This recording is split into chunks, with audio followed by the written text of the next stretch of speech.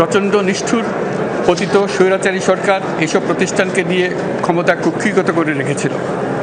আমরা তার এই প্রচেষ্টা ব্যর্থ করে প্রতিষ্ঠানগুলোর হারানো গৌরব ফিরিয়ে আনব। এই ঘৃণ্য চেষ্টায় ব্যবহৃত হয়ে যারা অপরাধ সংগঠিত করেছে তাদেরকে আইনানুগ বিচারের মাধ্যমে শীঘ্রই উপযুক্ত শাস্তি দেওয়া হবে। একই কথা দেশের সকল মন্ত্রণালয়, সংস্থা, শিক্ষা প্রতিষ্ঠান, নানা কর্মক্ষেত্রের জন্য প্রযোজ্য। সর্বত্র অপরাধীর বিচার হবে। আজ প্রত্যেকটি প্রতিষ্ঠান ও তার সদস্যরা নিজ নিজ কর্তব্য পালন করার মাধ্যমে দ্বিতীয় স্বাধীনতাকে উপভোগ করবেন, দেশকে গৌরবের শীর্ষে নিয়ে যাবেন এবং দেশবাসীকে এবং জগৎবাসীকে উপভোগ করার সুযোগ করে দেবেন।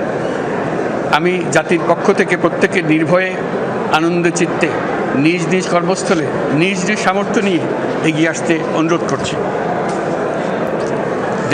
দেশের সকল মানুষকে আজ স্বাধীন, নির্ভয়, নিরুদ্বেগ থাকার জন্য নিশ্চয়তা দেওয়ার জন্য আমাদের ছাত্র শহীদরা প্রাণ দিয়েছেন।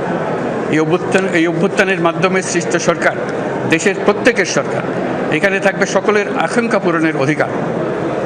অরাজকতার বিষবাষ্প এখন যেই ছড়াবে, বিজয়ী ছাত্র জনতা সহ মুক্ত মানুষের আইনশৃঙ্খলা বাহিনীর পূর্ণ শক্তি তাকে ব্যর্থ করে দেবে। নিষ্ঠুর স্বৈরাচারী সরকার দূর হয়ে গেছে।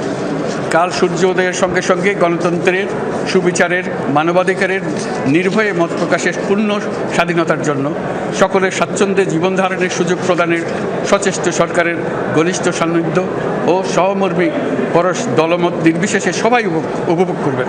এটাই আমাদের লক্ষ্য। আমাদেরকে এই লক্ষ্য পূরণে সাহায্য করুন। সারা বিশ্ব আজ অবাক হয়ে বলছে, সাবাস বাংলাদেশ, সাবাস বাংলাদেশের ছাত্র জনতা। আমরা এই অর্জনটাকে আর অনেক দূর নিয়ে যেতে চাই। আমাদের ছাত্র জনতার জন্য কিছুই অসম্ভব নয়। আমাদের তরুণরা অসম্ভবকে সম্ভব করতে পারে, তারা সেজন্য প্রতিজ্ঞাবদ্ধ।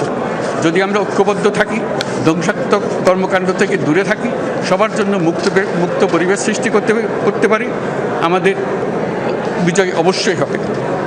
আল্লাহ, মহান আল্লাহ আমাদের সহায় হবে।